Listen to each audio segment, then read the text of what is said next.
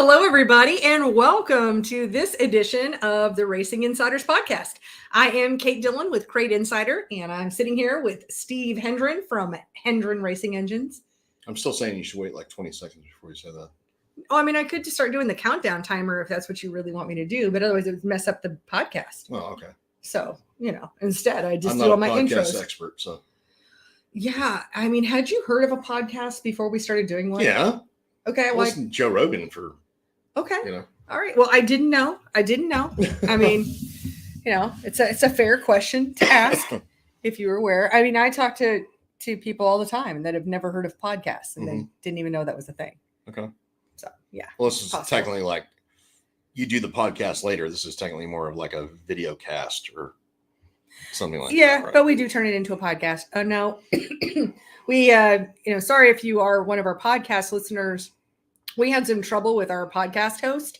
And so we're making the switch over to a new podcast host, which hosting means that that's where the files live, like whose servers they're on.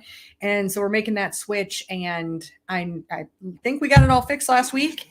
And we'll have last week's episode up tomorrow. And we'll have this one up tomorrow too, which anybody who's listening on the podcast that will have already passed because they're going to be listening to this podcast. So it's kind of funny. All right. So I see we've got some folks here. And if you guys have any questions, especially tech questions, feel free to drop them into the comments. I see Dustin is here saying hi. So hello, Dustin. And Scott is here. Hi, S&K from crazy California. I saw Scott. I mean, he does some really cool paintings. I've been checking those out on Facebook. And I see Roy is here. What up? What up? Really cool. So Roy out west there, they and feel free to drop this into the comments, especially if you have any links, Roy. But you guys were able to put together all this video editing and of a race. And I saw a clip about it, or didn't see a clip of video, but that it was quite the accomplishment. It looks like you were involved. If you've got more to say about it, drop it into the comments because, let's get that out there and share that. I see Susie is here. So hi to Susie and Jeremy and James saying, there it is right here. Nice to see you online. Oh, thank you. Yeah. I haven't been online very much lately. Because I stopped doing Top 5 Tuesday. Oh, did you? I didn't know that. Well, see, nobody. I never watched it. Well, yeah, I know. So, yeah, we get a lot more viewers on this show, and so I thought we'd just kind of double down and take a little bit of a break. So, I mean, I'll bring it back or do some. Yeah. I need to do some new product videos and do more TikToks and things, but trying to play catch up right now. That works. Yeah. Yes, and aren't we all? I know. Honestly. We are. All right. Doug has a comment here. He says, turning the 604, 6,800 RPM nowadays for IMCA new rules. Yep. Good. Which is exactly where they should actually be turned. New rule. Yeah. So I would hope to see some, faster qualifying times and race times and stuff like that with that, especially, out on the West Coast. Yeah. All right. And Mark says, what is up? Hope all is well. Can you have Steve send me his number in my inbox, please? I'll just give it to you right now. It's 828-286-0780. Yep. And I will answer that from 8:30 in the morning until 5 in the afternoon, East Coast time. Mm-hmm. Yeah. Oh, unless I decide to leave at 4:45 and then my brother will answer it. So yeah. Or 3 o'clock on Fridays. Yeah. I try to get the hell, just to save my own sanity, I do try to leave early on Fridays if at all possible. Mm-hmm. Well, I mean, it makes sense. I mean, and a lot of racing businesses close on Fridays anyway because, well, it's race day. I mean, so many many places. I mean, KRC they work 4/10s instead of 5/8s, and it makes sense, especially when you're a racing company. I mean, ironically, I get more done from 8:30 to 3. Let's say if I get off at 3 on a Friday because the phone's not blowing up. So I actually get more done on that day for limited amount of hours as compared to 5 o'clock. Well, it's interesting. I just saw this on a news clip in the last couple of days. But there are places, companies in the country here that are experimenting with 4-day work weeks. Mm-hmm. So they're still kind of paying people salaried catching prices. Up with Europe. Well, and Europe's been doing it for a while. And there was one where they were a like fleet mechanics, basically, because they had like vans and things. Right. And the idea is you still pay somebody like they're working 40 hours, but you're working like 4 8s. Well, your productivity goes up at that point, and so the profit for the business goes up. Is essentially what that amounts to. Well, and people are happier. Which is why I don't work I don't want to say my guys. I mean, it's my mom owns our business, and me and my brother are employees, but I don't work everybody to death, or we don't work everybody to death, because we recognize that long damn time ago. Yeah, but I'm thinking about it. I mean, I don't know exactly how to implement it, but it's like you need that second day just to kind of take your breath, and you really don't get, even on a weekend, you don't really get a break. No, weekend happens too fast. I mean, right. Honestly, it's over before you know it. I mean, Sunday's a day off, but does it really count as a day off? I mean, you get to do some shit you sort of you can do privately because you're not at work, but still you're doing laundry. That's my that's my insomnia night. Yeah. So I'm like laying there in bed at go to bed 11, 12 o'clock, 1 o'clock, whatever. And for the first 2 hours, I'm like, okay, this is what I got to do this week, and blah, blah, blah. And it's all that shit starts rolling through your head. And so Sundays to me is almost a waste. Yeah. Well, I'm happy to, at least I do have Sundays now, which is good, because I didn't have those for, a couple of years there. Yeah. So anyway, I don't know. It's something to take a look at, and even see if there's of course we still have parts we need to get out the door and deliver to folks. And so, UPS does run Monday through Friday, but I don't know. It's something I'll take a look at. Maybe you alternate Fridays versus Mondays for some of the staff. Yeah. Some people work Fridays and some people work Mondays. Do that too. Yeah, possibly. And okay, so Rick is here from California, and Bob is here saying hi. All right, so Doug has a question here, and his question is, how often do you change valve springs? It depends on the engine, honestly. 604s with the newest style valve spring that's out there, and if you're not just blowing the shit out of the rev limiter all the time, then gosh, I recommend usually every 10 races. And the only reason I recommend that is because I recommend that customers leak their engine down every 10 races to make sure, you're everything's sealed up, everything's working properly. So I've got guys that go every 10 races. I've got guys that go 15. Hell, I've got guys that are completely anal and think that they can notice a difference between valve springs in 3 races. So I don't think that's the case. So I usually recommend every 10 races on 604s. 602s are a different story. The spring's a lot shittier than it's a total pile of crap. So I normally recommend 3 to 5 races on those. Great. Now, you brought up a really good point. Well, during that conversation too, you mentioned doing a leak down test. And did we talk about this last week on the show? I don't remember, honestly. But I did have someone call, and they were checking out a used engine, and they were trying to figure out like the date on it or something like that. And they were going off compression. They were asking about cranking compression. Yeah. Right. They were asking about compression testing. And then I mentioned to them about doing a leak down. Yeah. And they'd never really heard of it. So could you explain a leak down test? Yeah. Leak down is you're putting basically 100 pounds in a cylinder, and you're reading the percentage of leak down. So you got 2 gauges.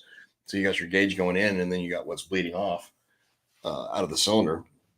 And so, if you've got 100 pounds going in, you're showing 100 pounds. And if you're showing on the other gauge, you're showing, let's say 95, then you got 5% leak down. Great.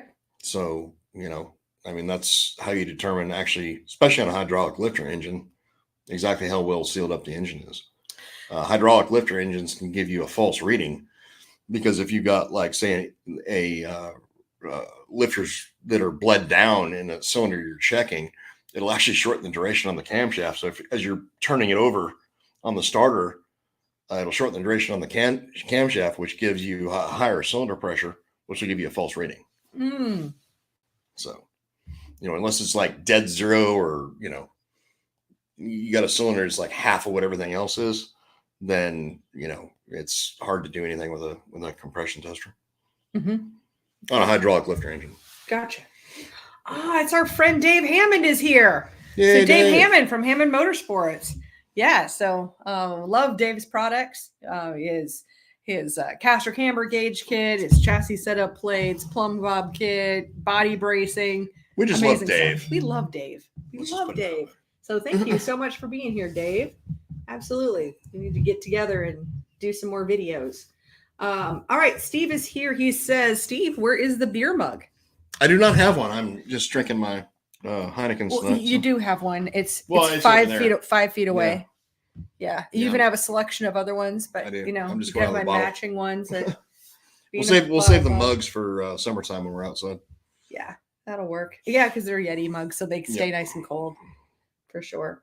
All right, here's a question Drew has. He says, what do you all think of 602 crates going from $3,800 to now $6,500 for the same product? It's actually not the price. So, I mean, you're probably looking at map pricing.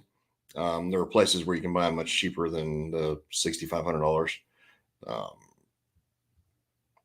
I'm not a fan of them raising the prices on them. I know why they did. And the reason being is they moved the block finishing work back to the United States, which was an automatic price increase, obviously.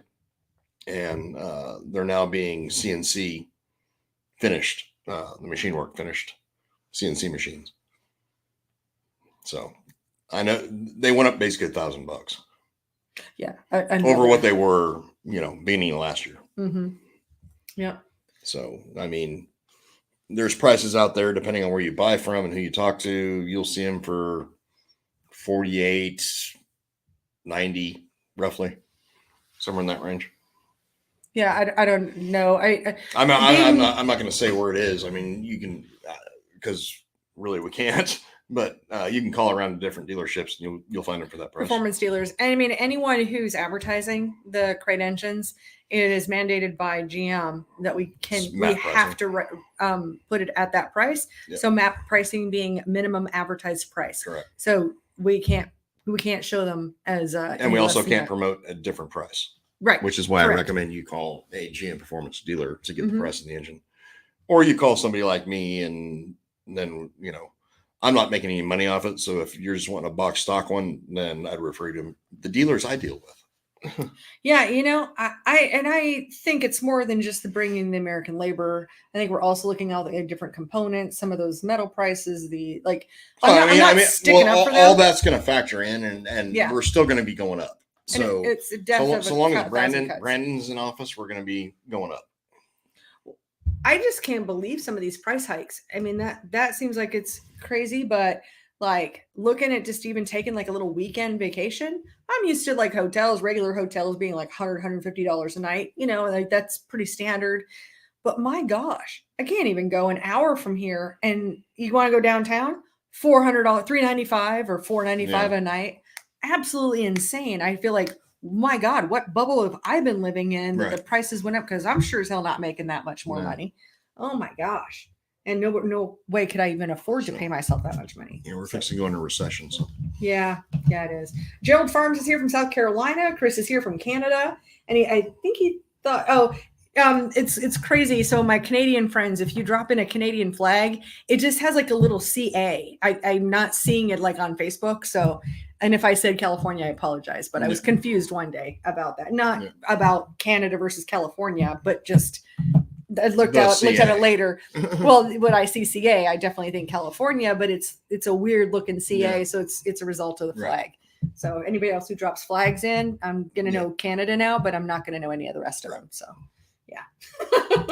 Steve Peden is here. And Joseph has a question. He says, what kind of horsepower gains between a 602 with basic off-the-shelf parts and all the fancy Crate 602 specific fancy parts? Honestly, I mean, and I've said this time and time again, I mean, not meaning to,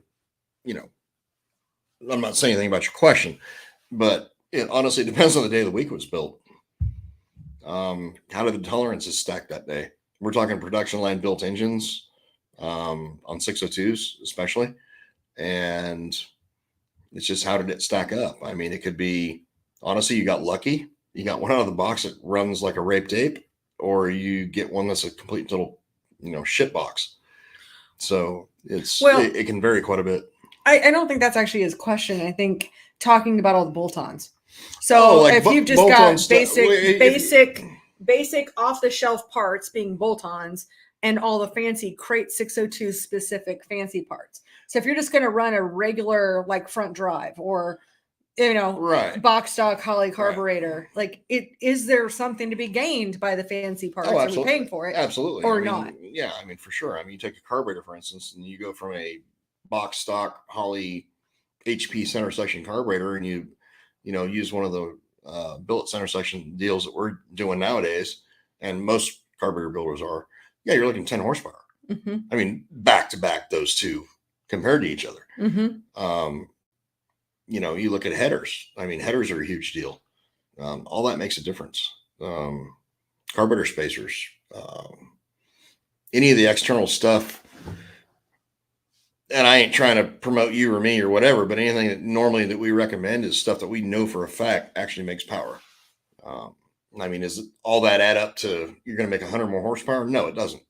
Because usually when we're making a recommendation, we're comparing product back to back. Right. Not overall, this is what we're going to gain. Right.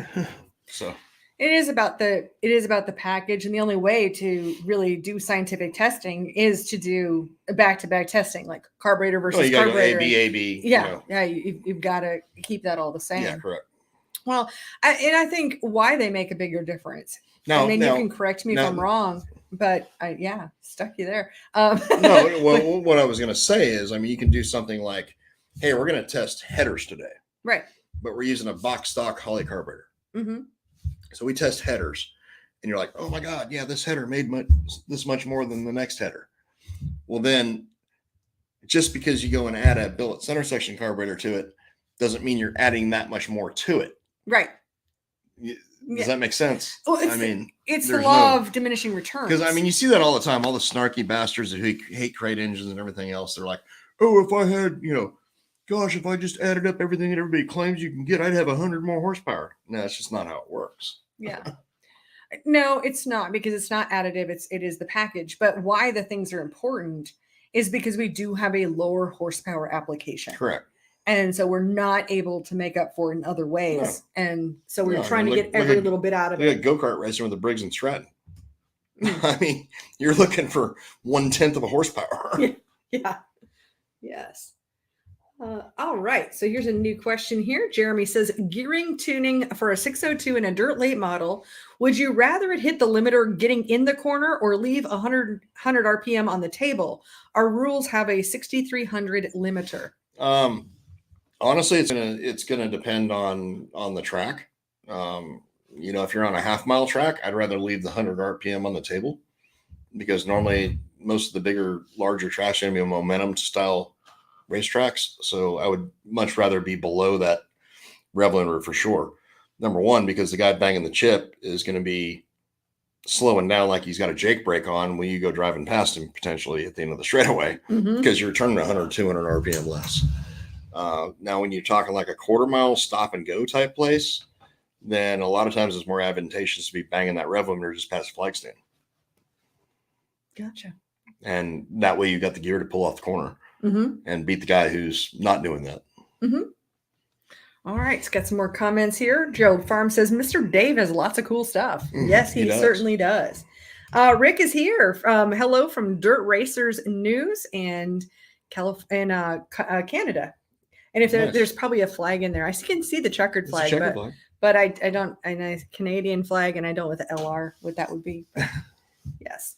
All right. Chad says, Steve, have you heard about sanctions looking into using fuel injection and ECUs and mods and stocks? I have not, honestly. No, it's not been anything that's ever been brought to my attention here. No, I haven't. Okay. It wouldn't surprise me that that's the way shit's going to go one day.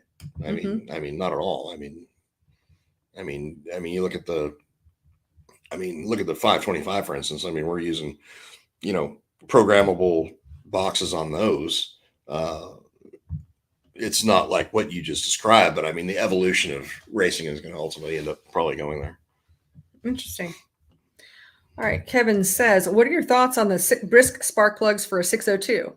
Can they hurt the motor? Not that I've seen. My friend Jason Orr at 955 Automotive, he's got a specific spark plug he uses on the 602s, usually with like shitty race gas. And he's told me there's some pretty significant power gains with those. I would contact him for sure and ask him what plug that is. But no, I mean, I haven't seen where those plugs will hurt an engine. I mean, we're currently using those in the 525s. And then another question, fast fire wires, plug wires, are they decent wires? Absolutely. Yes, they're my favorite, and I haven't been able to get them for a year. So if you find somebody with them, I mean, definitely snap them up. But I'm going for my backups. I have the Moroso Ultra 40s that you also recommend. That's the two that we use. I mean, for us. And then I have Scott wires as well. Yeah. And Dave says, right up to Iowa, I think it's time for Kate's Made in America tour. Yeah, like when I don't know where Iowa is. Yeah. Wow. Thank goodness there's GPS for you. You're right. Yes. Yeah. You know what? I know how to read a map. Oh, that's true. Oh, and Gerald Farm says the price on everything is getting crazy. Yeah, it is insane. And Andrew says, hey, y'all, I love watching these lives. I learn a lot. Well, thank you so much for being here. And any questions you have, feel free to drop them in. We are more than happy to answer them all. We do legitimately try to progress rather than regress when we're talking live. So, meaning, I don't want to like throw anybody backwards. We usually try to go forward and like absolutely help everybody with whatever they got. So yes, we certainly do. Appreciate the compliment there. Yes. The comment. Thank you. And Drew says Baldwin Racing Engines has posted bare 602 crates for 6,500 just a few days ago. I did not know if there were new updates to the engines that justified the price increase. We were looking to buy a new one and keep our our used one as a spare. I'm not sure who that is. But it doesn't matter. I'm going to go ahead and look at on our website because I just updated GM prices the other day. I guarantee it'll be essentially, it's got to be map pricing. Yeah, we'll find out what it is in a second because I really did just update these the other day. Yeah, as shocking. I mean, you got to stay on top of it. I have to. Otherwise, they could pull my rights to even be able to buy GM. They could shut down other dealers from selling to me and all kinds of stuff. I mean, unless I'm wrong. Current map pricing is $57.75. I better check it now. If everybody else is posting 6,500, I better check that. You might need to check that. Yeah. But at any rate, that's way too much. Yeah, sad.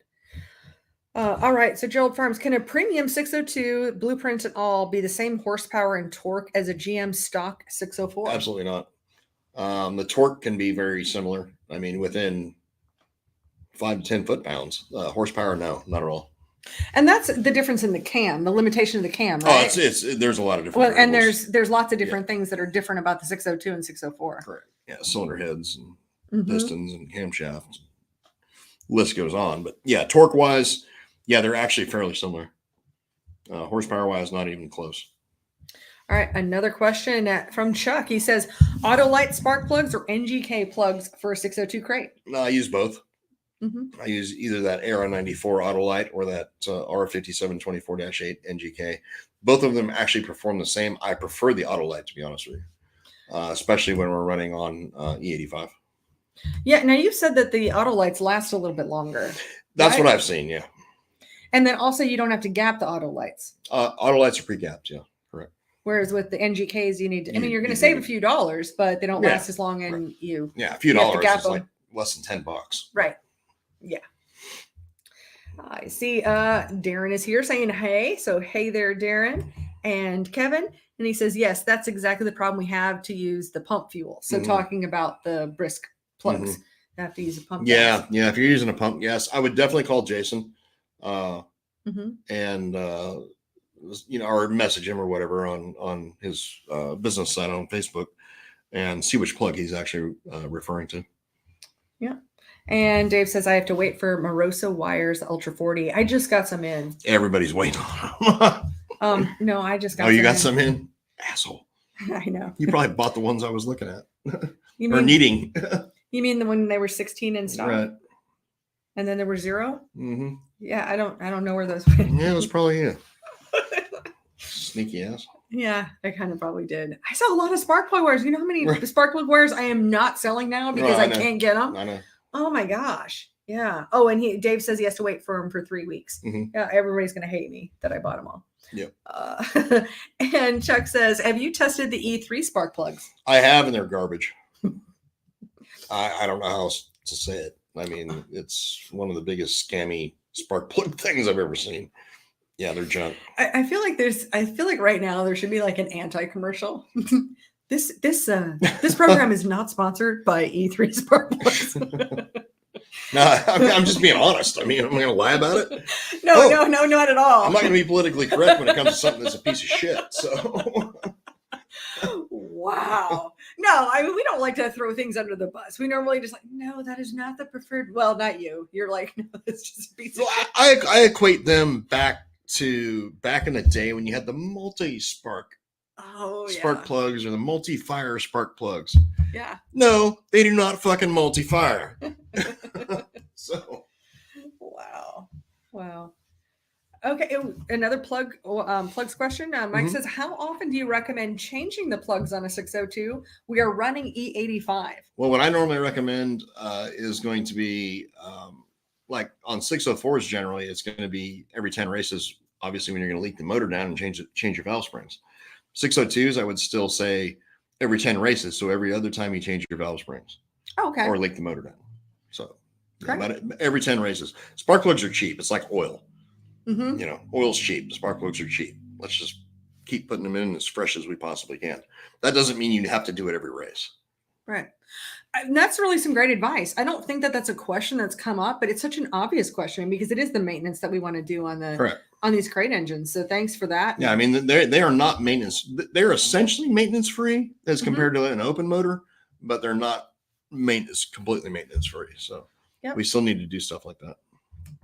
And Jeremy says, what was Jason's business for the spark plugs again? Jeremy, that is 955 Automotive. In Erie, Pennsylvania. Mm-hmm. And his last name is Orr, O-R-E. Yep, Jason Orr, or 955 Automotive. Mm-hmm. Okay. Another question here from Taylor says, reverse mount on a 604, and are there any power gains? No, it's more convenience than anything else. I prefer everything reverse mount just because it gets everything off the front of the engine. And when you're running belt drive off the bell housing, all right, you're running belt drive off the bell housing normally as a tandem power steering fuel pump combo. I mean, that shit's always 100% positively driven. So you don't have mechanical fuel pump failures and you don't end up with, a chunk of dirt tossing a belt off and you lose power steering, shit like that. That really brings up a great question. A lot of times we've talked about putting things on the front versus putting them on the back and your preferences there. But power difference wise, no, there's none. Well, but speaking of that as well, have you found any difference by having just like rear mount power steering and using a standard mechanical pump versus the tandem route? No. I mean, yeah, like if you're using rear mount power steering like a mechanical fuel pump, then no. I mean, there's not going to be a power difference. Mm-hmm. I just personally prefer the entire tandem unit on the back because it, again, eliminates any possibility of failure, honestly. Great. Yeah, really, really good. All right. Drew says, how often should we replace our spark plugs? Okay, we just talked about that. Mm-hmm. I've been replacing ours along with the oil filter and other maintenance every 2 nights. It's the only way I know. So we've always done it at 2 nights, regardless of how they look. I mean, if that works for you, I would keep doing it. Mm-hmm. Again, the spark plugs, if you got the right heat range for what you're doing, I mean, those things should last you probably about 10 shows. Mm-hmm. So you may be able to cut back a little bit on the spark plug changing and buy another tire. Mm-hmm. Yeah. Oh, and Kevin, I'm going to be a little jealous of you here, Kevin. He says, thank you very much. I got lucky, found 3 sets of fire wires, bought a set. I generally use the Scott. Dang it. There were some out there that existed that I didn't get my hands on. All right. And Pam is here. She says, hey guys, we did get our tapes back. Yay. Things have been very busy around here. Thanks for YouTubing them for us. Awesome. Yeah. So if you guys want to check out some races from the past, we were so grateful to get the Silva collection, and it's over on Racing Rewind is the name of the channel. You can also type in racing on YouTube, and you can also just type into your browser, racingrewind.com, and it'll actually redirect you over to the YouTube channel. Yeah. Is the way we have that set up. That's awesome. Yeah. And it looked like they had fun in Hawaii. I was like looking at the pictures. I didn't comment because I was jealous as fuck. So. Yeah. Gotcha. And Crandall says all good until a belt breaks. That happened today. Who was here looking for a belt in the shop? And I was I don't know. Like, belts are right there with the fittings. That did legit happen today, but it was after the dyno job. So. Okay.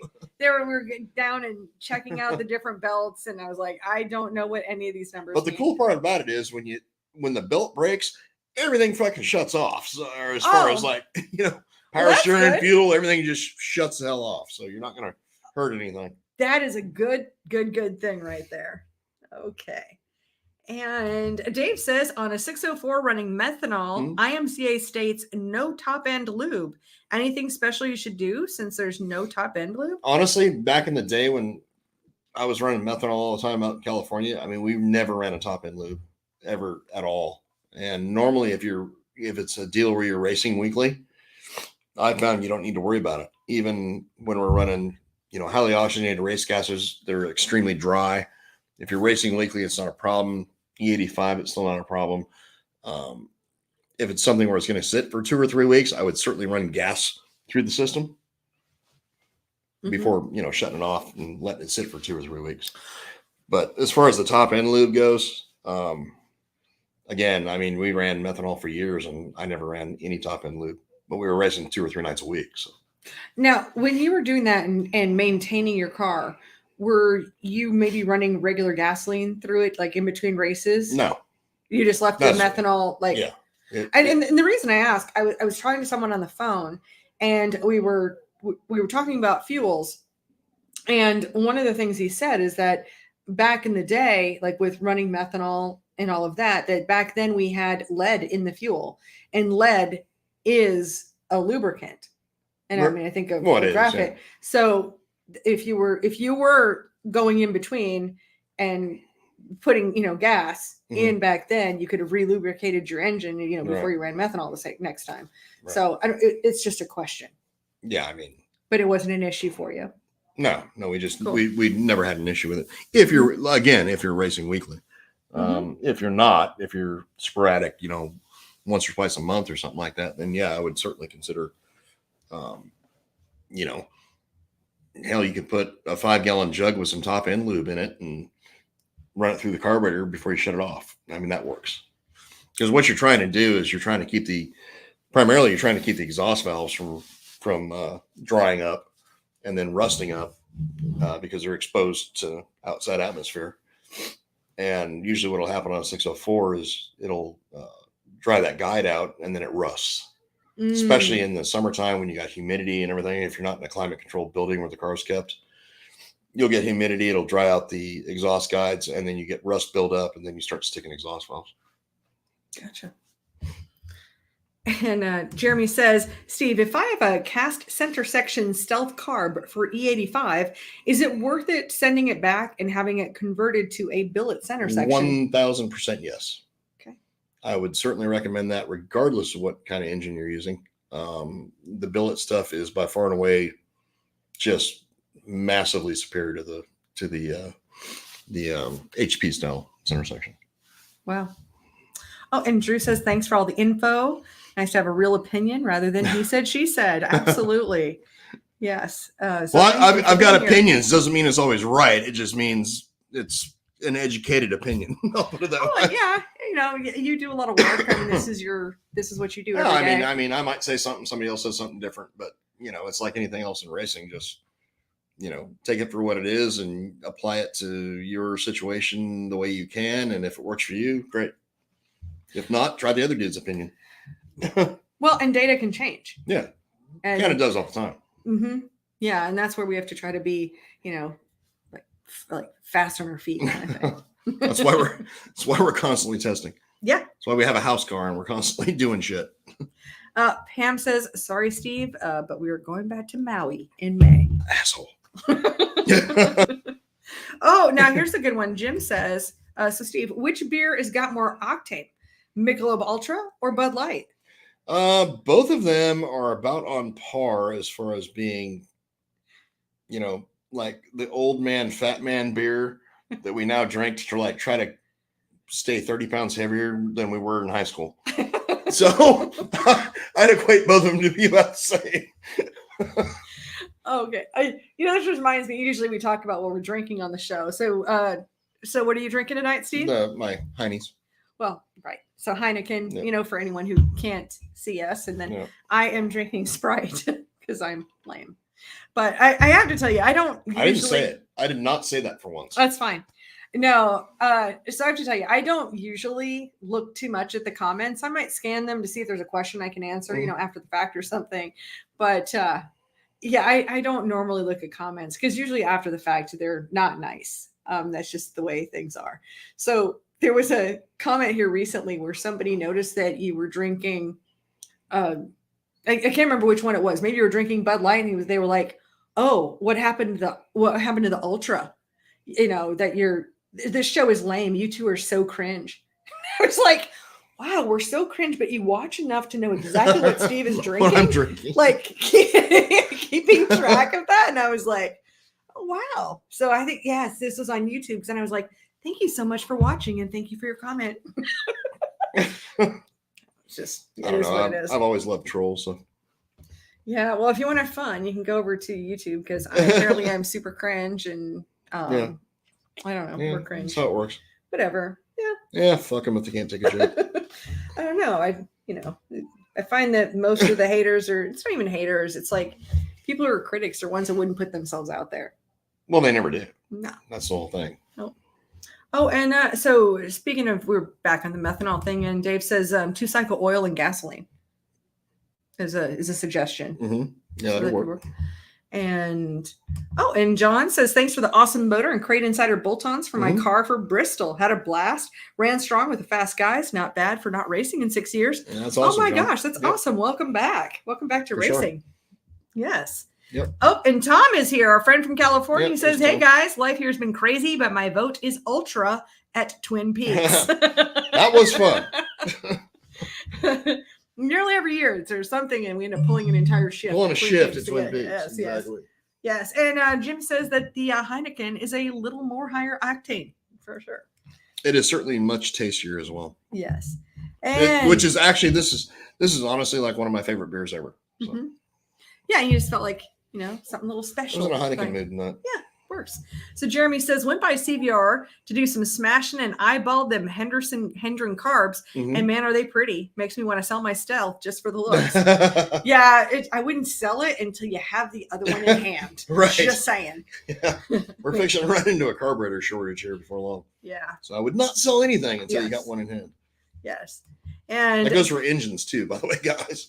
And David said, should I add extensions to my headers on my 604 stock car? It depends on what you've got for headers, honestly. Mm-hmm. And, there are certain scenarios where, it definitely helps and other scenarios where it doesn't. So a lot of that has to do with like the primary tube length of your header. And there's a bunch of other variables in there, but that would be a place to start.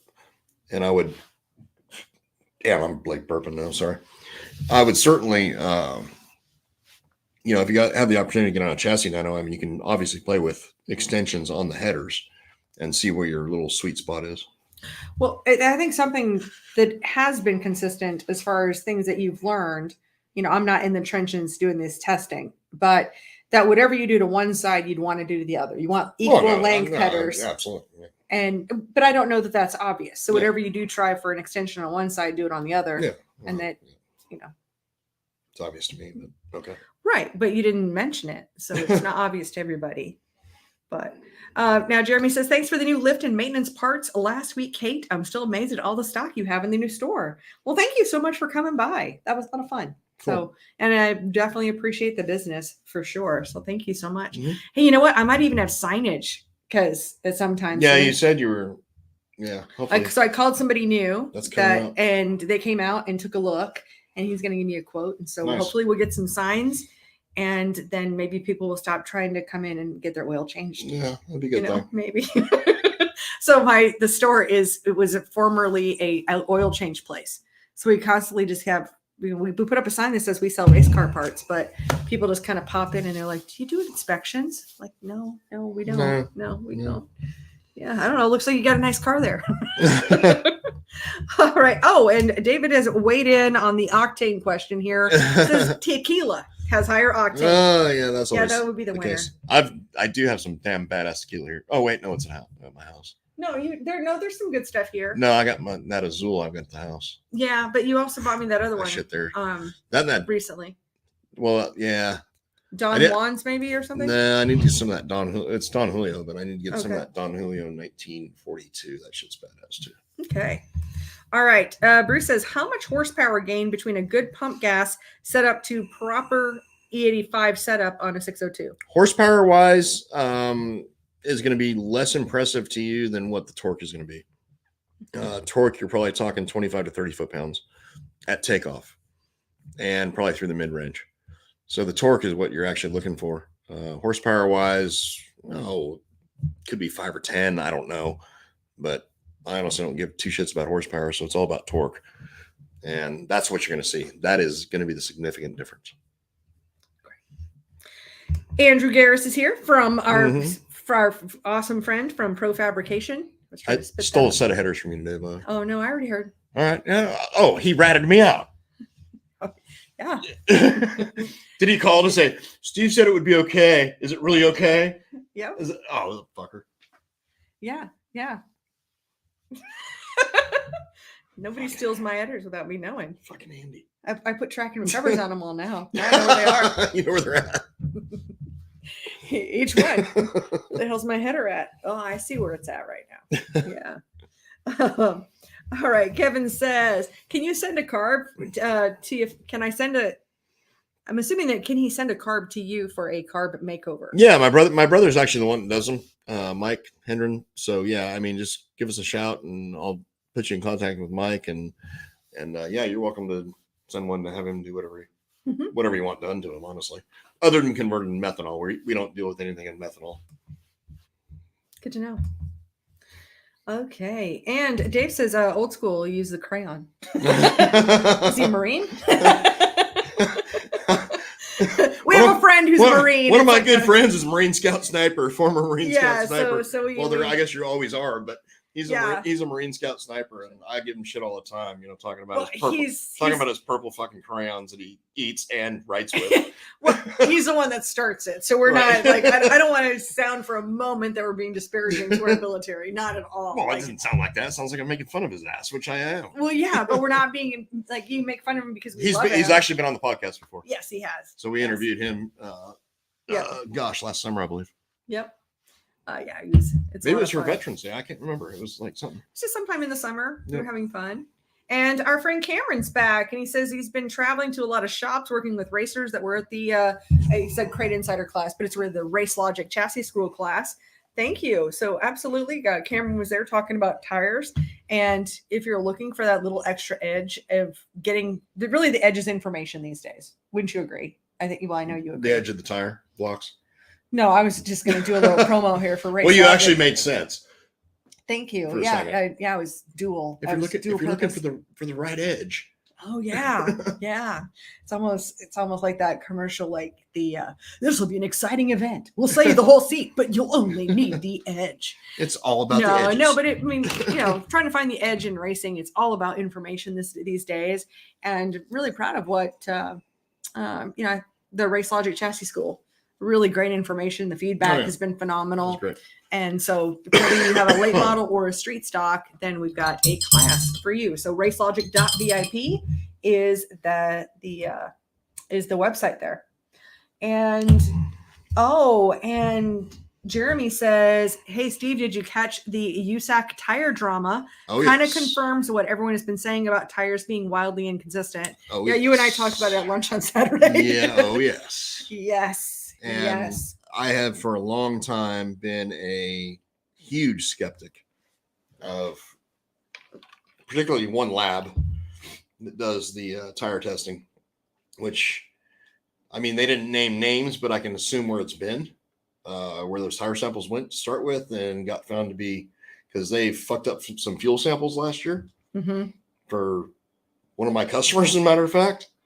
And they need to go back to checking porta potties rather than doing tires.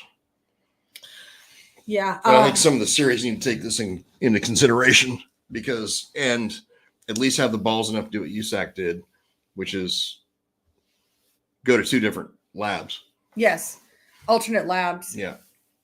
That we're able to confirm. So if anybody who hasn't heard anything about this, the top 4 racers in one of the USAC events, their tires were sent in, and all 4 of those top guys were all called wrong.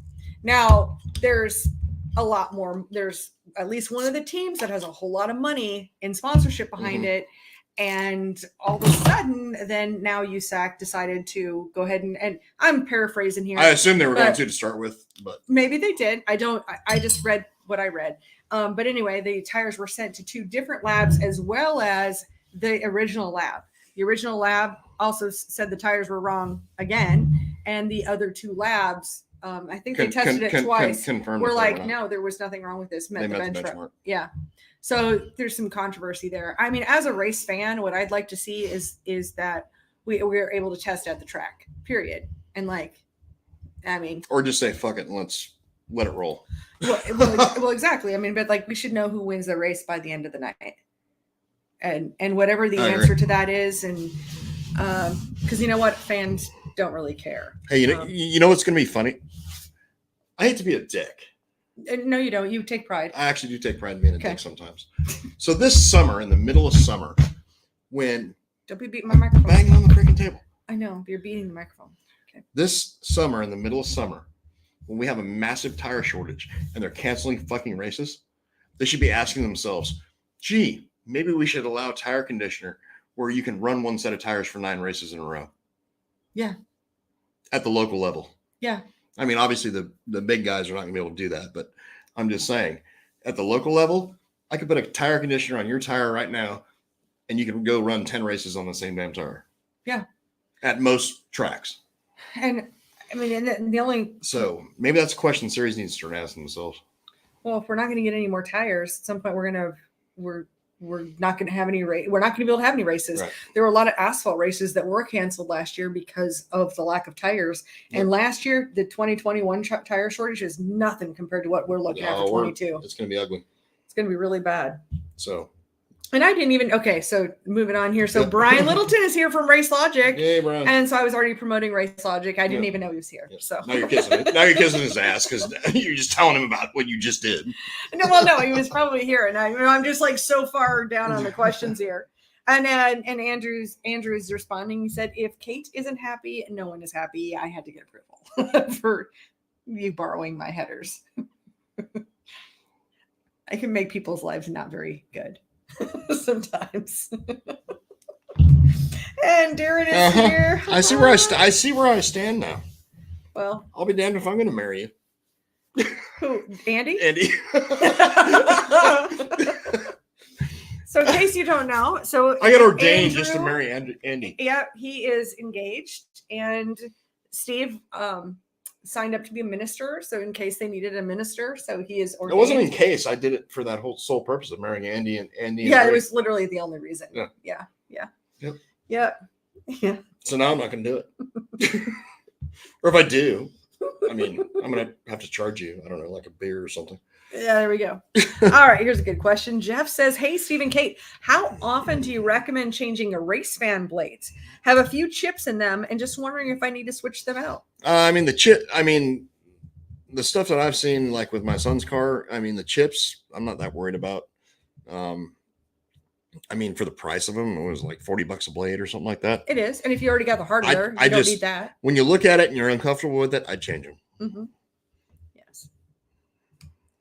All right. Bruce says, right here, says a Race Logic chassis school attendee, and they have been so reachable for advice. Great investment. Mm-hmm. Well, thank you so much for that, for weighing in on it. And I think you'll find that with anybody that you deal with on that in the chassis school. Mm-hmm. Everybody's more than willing to help, which is why everybody goes. I'd much rather shorten somebody's learning curve than watch somebody struggle. I'll put it that way. Well, yeah. Racing is supposed to be fun, and it's the community, and it's the we want to grow the sport. We want to grow the sport. We don't want to discourage anybody. And trust me, I've raced all my life, and it can get pretty damn discouraging even when you are on the inside right. of knowing certain information. Yeah. Well, this is interesting. Crandall says, been thrown out on a tire at that lab before when the tire had never been touched. Yep. You're not the only one. You're not the only one. There's so many racers out there. Several friends that have had the same exact thing happen. And and Doug I've also seen shit go through there that I knew was prepped. So and it made through. Yeah, we know for a fact because some of my shit passed there back when I was racing. Well, and we've talked to customers that said, oh, by the way, I knew mine was wrong, but they called me right. Like, okay, wow. Yep. And Bruce says, black and round, like that's what we need to know.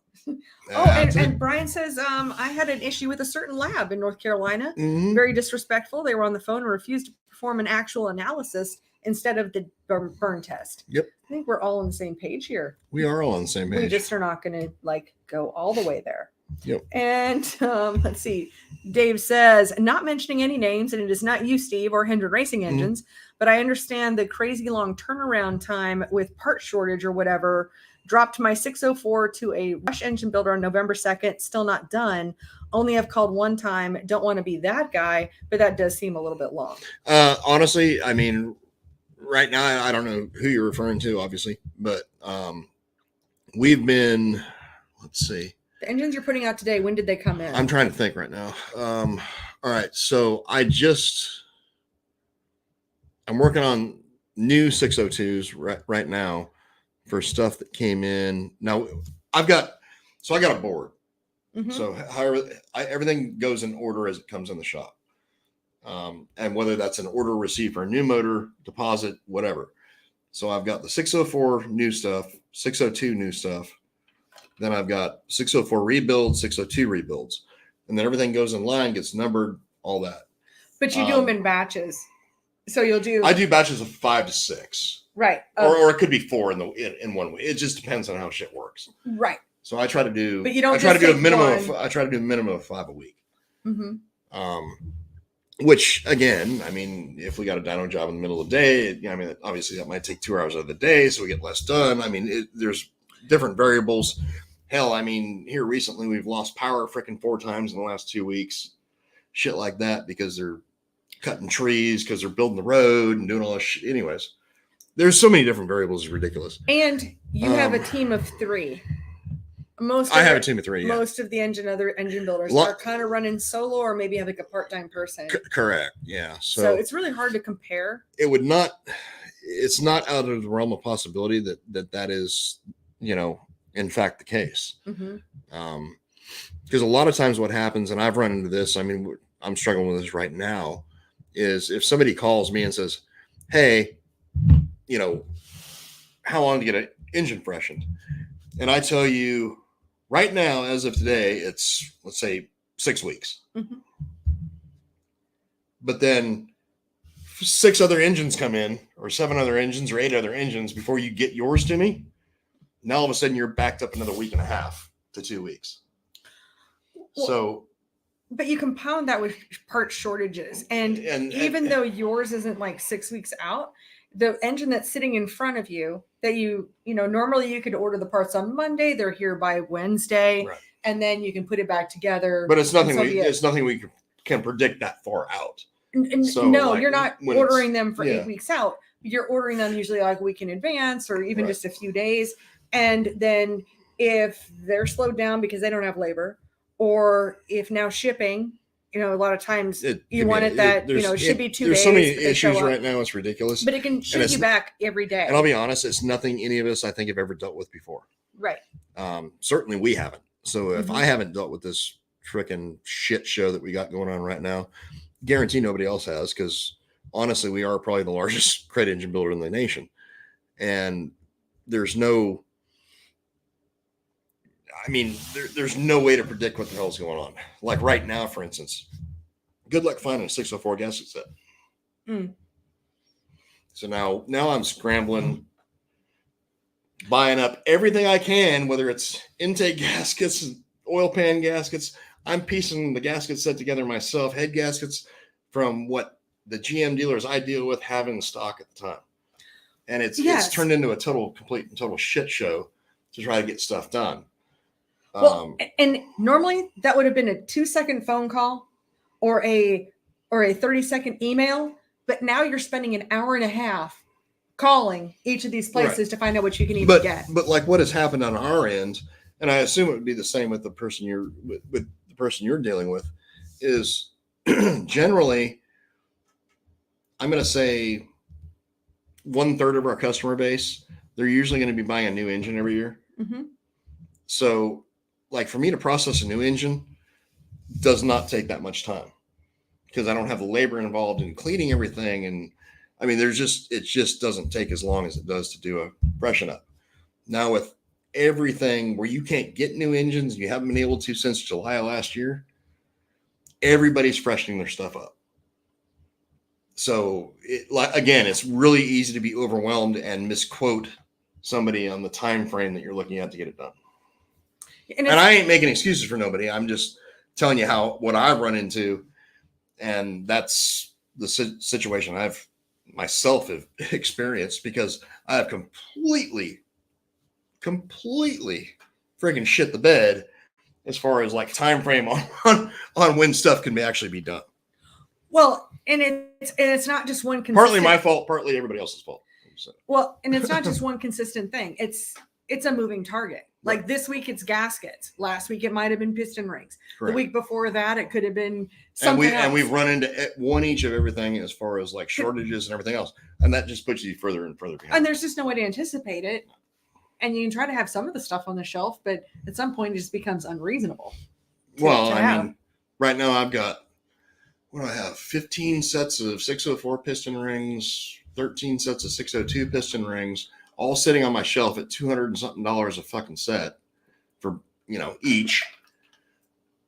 And the reason I've got those is because one of my dealers said, there's going to be a ring shortage. Okay. How many can you get? And I bought everything that I could possibly get because I've got so much shit still stacked in line to get done. Mm-hmm. And so that's what we're having to do. I'm sitting on just thousands of dollars worth of stuff because when I see it, I got to buy it. That's the reason I have a store. Otherwise, I can't get something out the door. That's the reason I have a store.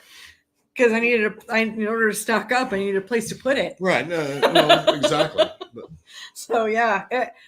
It really has kind of played out. But no, I mean, November, I mean, again, just depending on who you're dealing with and what they're certain. I mean, and the natural thing is to be like, oh, hey, hire somebody else. No, fuck that. I'm not hiring anybody else because I'll be honest, there's nobody that I can trust. Nobody that wants to come actually do a job, get paid, go home, come back the next day and do the job. So that's why we've only got family working at my place. Well, but the other piece of that is you just don't know how long this busyness will last. Because bingo. So I don't want to hire somebody. If you were to look at our sales curve for Crate Insider, for instance, it's exactly the same. Oh, by the way, we had our 8-year anniversary of Crate Insider on April 1st. Yep. I meant to put out a post. It was not an April Fool's joke. But not an April Fool's joke, but 8 years. And it's exactly the same curve literally every single year. So it's January, February, March are really high.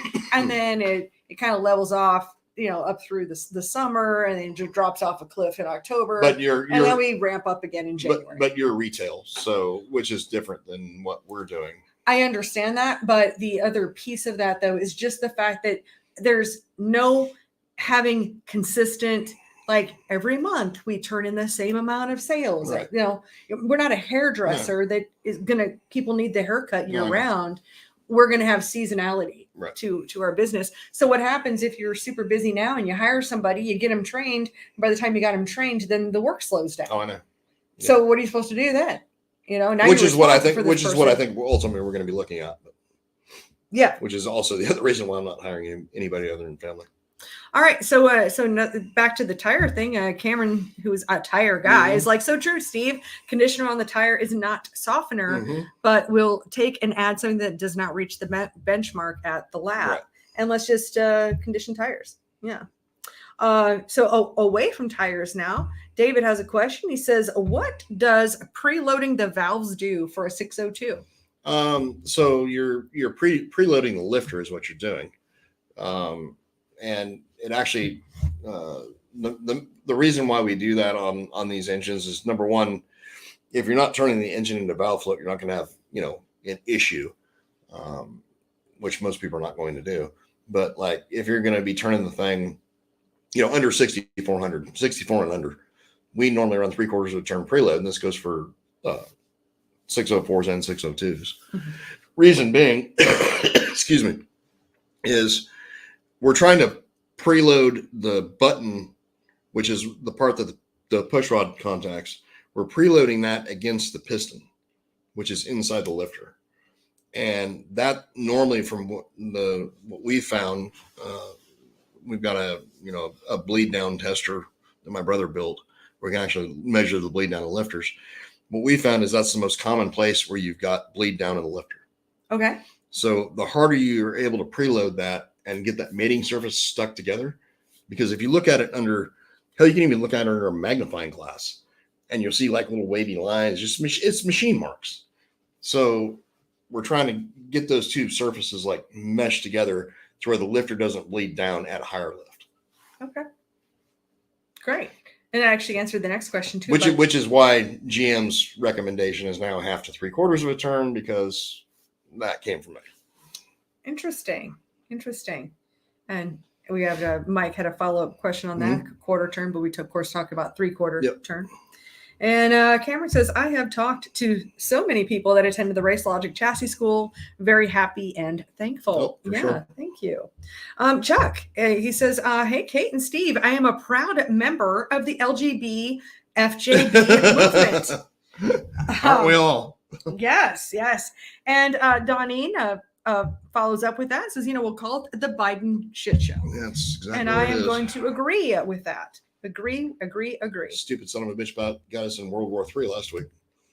Every week, every day, I know, that was like, I mean, gosh, is it possible that somebody could screw up worse than Kamala? And then Biden's like, hey, hold my beer.